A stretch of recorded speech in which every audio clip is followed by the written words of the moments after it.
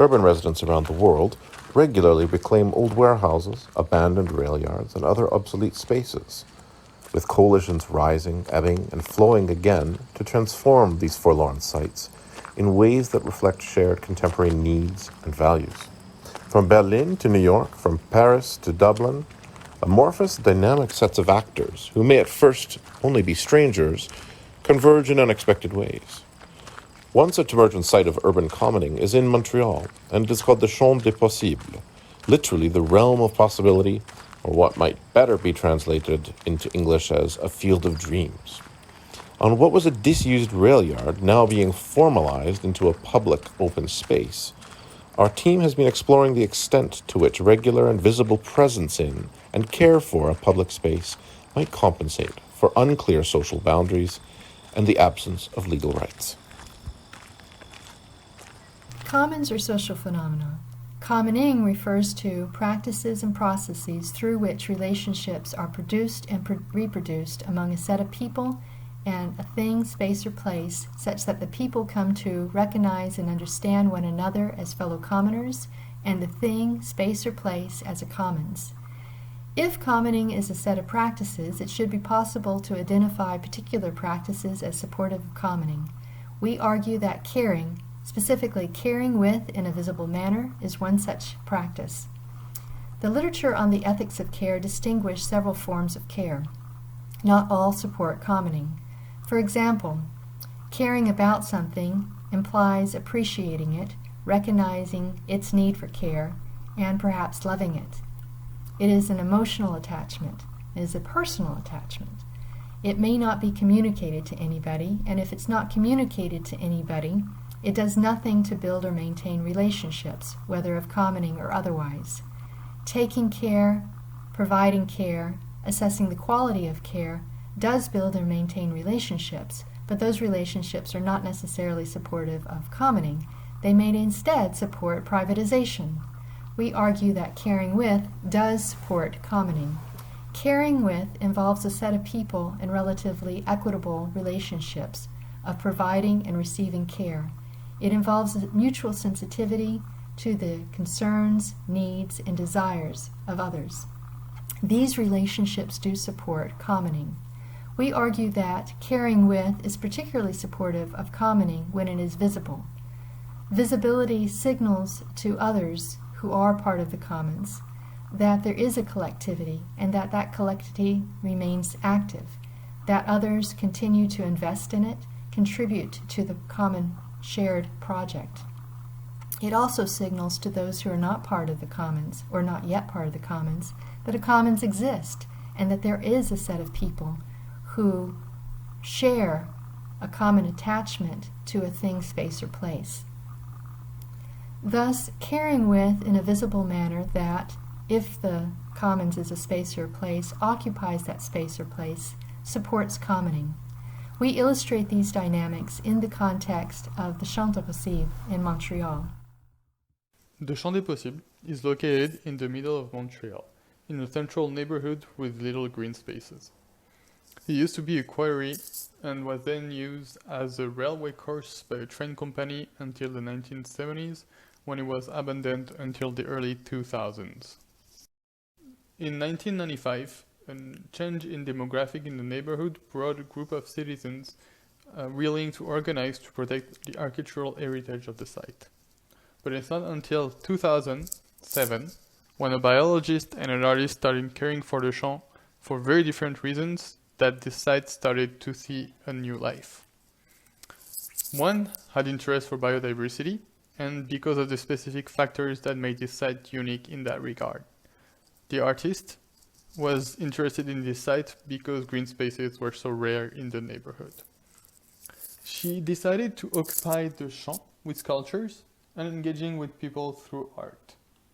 The sculptures took the form of the symbol used to protect museums and cultural sites from war, starting in 1935.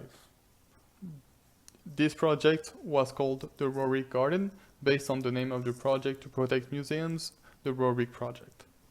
This is when the group of citizens grew. The fight to protect the champ from becoming a parking lot started at that time. In 2009, This citizen mobilization was formalized through the creation of a community-based organization called Les Amis du Champ des Possibles, Friends of the Champ des Possibles. This organization came to an agreement with the borough on co-management practices that were based on keeping a presence on the Champ des Possibles, as well as caring for it, while the borough would protect the existence of the site. This has been the approach from the beginning, caring for the site through community engagement. Since then, Les Amis du Champ have taken on the role to occupy the space, explain its history, and why it's so different from other green spaces. One thing that is very special is its biodiversity. Activities like BioBlitz, which are biological inventory, and insect study, done with citizens, help a lot in that regard. It helps outreach and educate citizens about the uniqueness of the site to foster interest. This resulted in a book coming out in which you could find the 450 plus species living in the Champ des Possibles. But the mobilization around the Champ des Possibles goes further than the citizens' mobilization, as they are partnerships with local organizations that are using the champ. Two examples are the lion and the mouse, le lion et la souris, who have kids and parents experiencing the site differently through free play. The other organization, called Dîner Saint-Louis, helps reintegrate 18 to 30-year-olds in the workforce and in the community by teaching them new skills by working in the Champ des Possibles. The skill they develop allows them to learn how to manage green spaces while supporting and caring biodiversity. Throughout this work, people now understand this site better and why it looks the way it does. There are, however, still challenges. To address the challenges of sharing the commoning space, we will take the experience of the lion and the mouse as an example. Generally, the relationship to the champ can be defined as mutually beneficial, in the sense that the site offered the kids a space for adventurous playing and for exploration, and in the same time, their presence there and the care that they give to the site benefit back the champ and its other users. Thus, the lion and the mouse cohabit the space with other users, such as dog walkers or houseless people. However, some conflicts do arise, such as those with the aire commune. The aire commune organizes events such as talks, happy hours, concerts, and DJ parties on a lot adjacent to the Champ des Possibles. Many participants of those events see the champ merely as their dumping ground, and thus inconvenience the champ's community.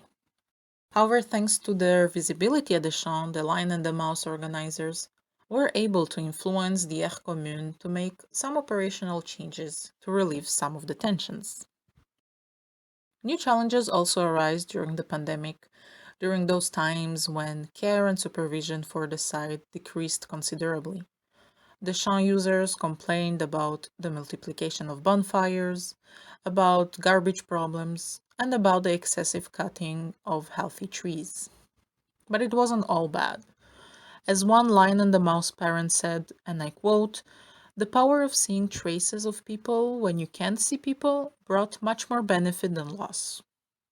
And so, discovering other users' traces nourished the imagination of the kids and contributed to the process of caregiving in the space.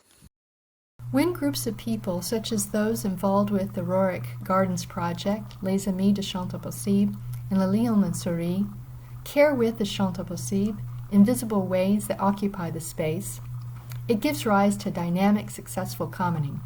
During the pandemic, Les Amis de Champ des Possibles, Le Lion and Souris, and others have continued to care about, care for, and indeed care with Champ des Possibles. Maintaining a visible presence and occupying the space, however, has been restricted by public health measures. It has been spotty and inconsistent, and we have seen breakdowns in commoning, new conflicts, an increase in destructive behavior, and greater difficulty in maintaining and extending a sense of community. We suspect that the importance of caring with in a visible manner that occupies a space extends beyond the case of Montreal's Champ des Possibles and that of the pandemic. Establishing whether this is true, will remain for future research.